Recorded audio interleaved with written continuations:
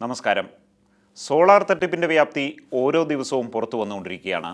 മുഖ്യമന്ത്രിയുടെ ഓഫീസ് മുതൽ കേന്ദ്രമന്ത്രി തലം വരെ, എന്തിന് ജുഡീഷ്യറി പോലും ആരോപണ വിധേയരായി കഴിഞ്ഞു. ബിജു രാധാകൃഷ്ണനും സരിതാ നായർക്കും കൂട്ടുനിൽക്കുന്ന കേസുകൾ നിശബ്ദമായി അട്ടിമറിക്കുന്ന യഥാർത്ഥ ശക്തികൾ ഇനി പുറത്തു വരുമോ?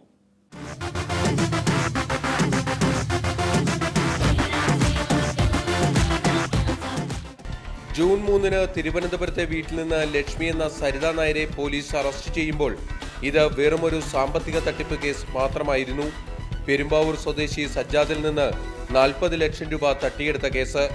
ദിവസങ്ങൾക്കകം സരിതയും സോളാറും കേരള രാഷ്ട്രീയത്തെ പിടിച്ചുലയ്ക്കുന്ന തലത്തിലേക്ക് വളരുകയായിരുന്നു. മുഖ്യമന്ത്രിയുടെ സന്തത സഹചാരികളും മന്ത്രിമാർ ഉൾപ്പെടെയുള്ള ഉന്നതരുമായി പാതിരാവരെ നീളുന്ന സരിതയുടെ ഫോൺ കോളുകളുടെ വിവരങ്ങൾ ദിനംപ്രതി പുറത്തേക്ക് വന്നു. സരിതയും അധികാര കേന്ദ്രങ്ങളും തമ്മിലുള്ള വഴിവിട്ട ബന്ധങ്ങൾ നിയമസഭയെ തന്നെ ഇളക്കിമറിച്ചു. ചെങ്ങന്നൂരിലെ ഒരു സാധാരണ കുടുംബത്തിൽ ജനിച്ച സരിതാ നായരുടെ അധികാരത്തിന്റെ ഇടനാഴികളിൽ ഇന്ദ്രപ്രസ്ഥം വരെ നീളുന്ന സ്വാധീനം. ഡോക്ടർ RB നായരും ലക്ഷ്മിയുമായി സംസ്ഥാനത്തുടനീളം തട്ടിപ്പ് നടത്തിയ സരിതയും ബിജു രാധാകൃഷ്ണനും മുഖ്യമന്ത്രിയെ പോലും തട്ടിപ്പിന് കരുവാക്കി.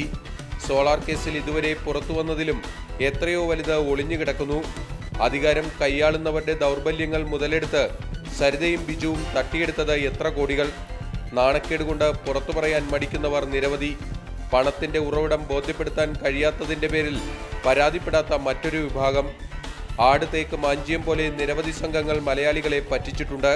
മുഖ്യമന്ത്രിയുടെ വാക്കുകൾ കടമെടുത്താൽ സോളാർ ഇതിൽ നിന്നെല്ലാം താരതമ്യേന ചെറിയ തട്ടിപ്പ്.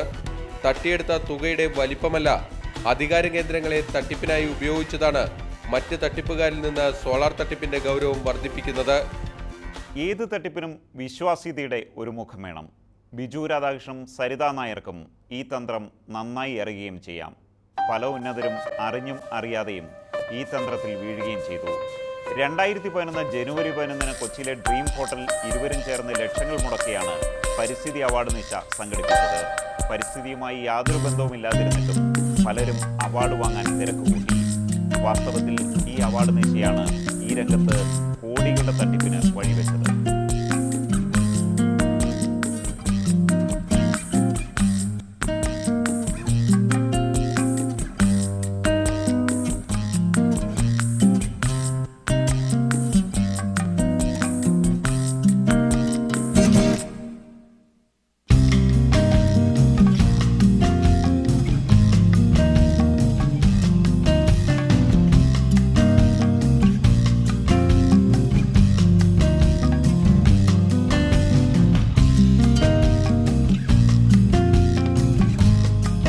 പരിസ്ഥിതി സംരക്ഷണം, അതിൻ്റെ മൂല്യങ്ങൾ ഉയർത്തിപ്പിടിച്ചുകൊണ്ട് തന്നെയുള്ള മുന്നോട്ടുള്ള യാത്ര.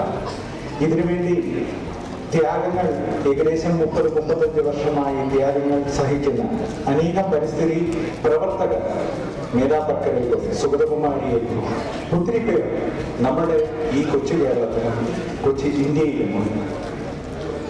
അവരെ ആദ്യം സ്മരിച്ചുകൊണ്ട്, അവർക്ക് വേണ്ടി പ്രാർത്ഥിച്ചുകൊണ്ട്, അവരുടെ കരങ്ങൾക്ക് ശക്തി പകർന്നുകൊണ്ട് ഞാൻ എൻ്റെ കടമയിലേക്ക് കടക്കുന്നു. വളരെ തിരക്കുള്ള ഒരു അന്തരീക്ഷത്തിൽ ഒരു സ്വാഗത പ്രസംഗത്തിന് വളരെ സ്ഥാനങ്ങളൊന്നും ഇവിടെ ഇല്ല. കാരണം നിങ്ങളെല്ലാം അറിയുന്ന വിശിഷ്ട വ്യക്തിത്വങ്ങൾ മാത്രമാണ് ഇവിടെയുള്ളത്. എല്ലാവരെയും ആരാധനയോട് നോക്കിക്കാണുന്ന ഒരു കൂട്ടം ആൾക്കാരുടെ മുമ്പിൽ അവർക്ക് സ്വാഗതം അർപ്പിക്കുന്നതിന് എന്നെ ഇവിടെ ക്ഷണിച്ചതിന് ഞാൻ ആദ്യമായി നന്ദി പറയുന്നു.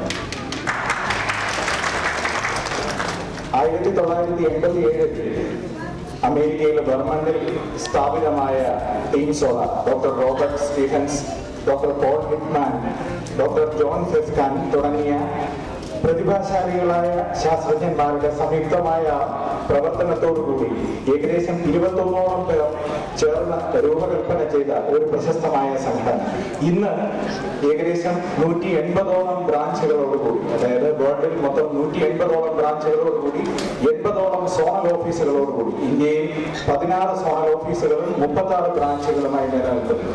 ഞങ്ങളുടെ ഏറ്റവും പുതിയ സംരംഭമായ എനർജി മാർട്ടുകൾ പോലും പൊതുജനങ്ങൾക്ക് പുതുമയുള്ള അനുഭവം സമ്മാനിക്കുന്നതാണ്. അതായത് ലോകത്തിൽ സൂര്യന് താഴെ എന്തെല്ലാം റിന്യൂവബിൾ എനർജി പ്രോഡക്റ്റുകൾ, പാരമ്പര്യേതര ഊർജ വിഭാഗങ്ങളുണ്ടോ അതിലെല്ലാം ഉള്ള പ്രോഡക്റ്റുകൾ ഉപഭോക്താക്കൾക്ക് പരിചയപ്പെടുത്താനും അത് അനുഭവിച്ചറിയാനും അതിൽ കൂടെ കൈവശപ്പെടുത്താനും അത് കരസ്ഥമാക്കാനുമുള്ള അവസരങ്ങൾ തുറങ്ങുന്ന ഒരു മൾട്ടിപ്പിൾ ടെക്നോളജി സൂപ്പർ ഷോപ്പിയാണ് എനർജി മാർട്ടുകളായി ടീം സോളാർ അവതരിപ്പിക്കുന്നത്. അതിന്റെ ഉദ്ഘാടനം 18-19 തൊടുപുഴയിലും തൃപ്പൂണിത്തറയിലും നടക്കുന്നുണ്ട്. യഥാർത്ഥത്തിൽ ഇത്തരം വിഭിന്നമായ ചിന്താഗതികളുടെ കൂടെ തന്നെ ഞങ്ങൾ ഉയർത്തിപ്പിടിക്കുന്ന മൂല്യമാണ് പരിസ്ഥിതിവാദം എന്നുള്ളത്. പരിസ്ഥിതി പ്രവർത്തനത്തോടുകൂടെ തന്നെ പ്രാധാന്യം നിറഞ്ഞതാണ് പരിസ്ഥിതിവാദം. 1972 UNEP വേൾഡ് എൻവയോൺമെന്റൽ ഡേ പ്രഖ്യാപിച്ചു കഴിഞ്ഞതിന് ശേഷം 1973 മുതൽ ഇങ്ങോട്ടേക്ക് നോക്കുകയാണെങ്കിൽ ഇന്ത്യ ആദ്യമായി പോസ്റ്റ് ചെയ്യുന്ന വർഷമാണ് 2014. ഈ അവസരത്തിൽ തന്നെ ഇങ്ങനെ ഒരു അവാർഡ് സമ്മാനിക്കപ്പെടുന്നത് കൊണ്ട് തന്നെ ഈ അവാർഡിന് അതിൻ്റെതായ മൂല്യങ്ങളും അതിൻ്റെതായുള്ള പ്രാധാന്യവുമുണ്ട്. മാത്രമല്ല, കേരളത്തിൽ ആദ്യമായാണ് ഇത്രയും വ്യവസ്ഥാപിതമായ നല്ലൊരു രീതിയിൽ ഒരു അവാർഡ് പ്രഖ്യാപിക്കപ്പെടുന്നത് എന്നുള്ള കാര്യവും പരിസ്ഥിതി പ്രവർത്തനങ്ങൾക്ക് മുൻതൂക്കം നൽകുന്നതാണ്. ഞങ്ങളുടെ റെസ്പെക്ടബിൾ ഡീലേഴ്സ് അങ്ങനെയുള്ള പല ആൾക്കാരും ഈ ചടങ്ങിൽ പങ്കെടുത്തിട്ടുണ്ട്. അവരെ എല്ലാവരെയും ഈ ചടങ്ങിലേക്ക് സ്വാഗതം ചെയ്യുന്നതിനോടൊപ്പം ഒരു നല്ല നാളേക്ക് വേണ്ടി, ഒരു നല്ല പരിസ്ഥിതിക്ക് വേണ്ടി ഞങ്ങളുടെ സ്വപ്നങ്ങൾ ഇവിടെ പങ്കുവെക്കാനും ഈ ചടങ്ങ് ഉപകരിക്കട്ടെ എന്ന് ആശംസിച്ചുകൊണ്ട് ഞാൻ എന്റെ കർത്തവ്യത്തിൽ നിന്ന് പിന്മാറുന്നു. ഞാനിവിടെ ഒരു അതിഥിയായിട്ടല്ല നിൽക്കുന്നത്, ഞാൻ ടീം സോളറിന്റെ ഭാഗമാണ്. എനിക്ക് ആ പേര് ഭയങ്കരമായിട്ട് ഇഷ്ടമായി. കാരണം വെറുതെ ഒരു പേരല്ല, ടീം സോളർ എന്ന് പറയുന്നത് ഒരു ഗ്രൂപ്പാണ്. ആ ഗ്രൂപ്പിന്റെ ശക്തി ഞാൻ ടീം സോളറിന്റെ ഓഫീസിൽ ചെന്നപ്പോഴും അദ്ദേഹം നായർ സാർ സൂചിപ്പിച്ചു. അതുപോലെ തന്നെ ടീം സോളറിന്റെ ഭാഗമായിട്ടുള്ള ശിവൻചേട്ടന്റെ ഭാര്യ, അപ്പൊ ശിവൻചേട്ടനായിട്ട് സംസാരിച്ചപ്പോഴും മനസ്സിലാകിയ ഒരു കാര്യം, ഈ ടീമിന്റെ ശക്തി വളരെ വലുതാണ്. അപ്പൊ അങ്ങനെ ഒരു ശക്തിയിൽ പങ്കുചേരാൻ സാധിച്ചത് വളരെയധികം അഭിമാനം തോന്നുന്നു. ഈ ചടങ്ങിൽ പങ്കെടുക്കാൻ സാധിച്ചതിൽ വളരെയധികം സന്തോഷം.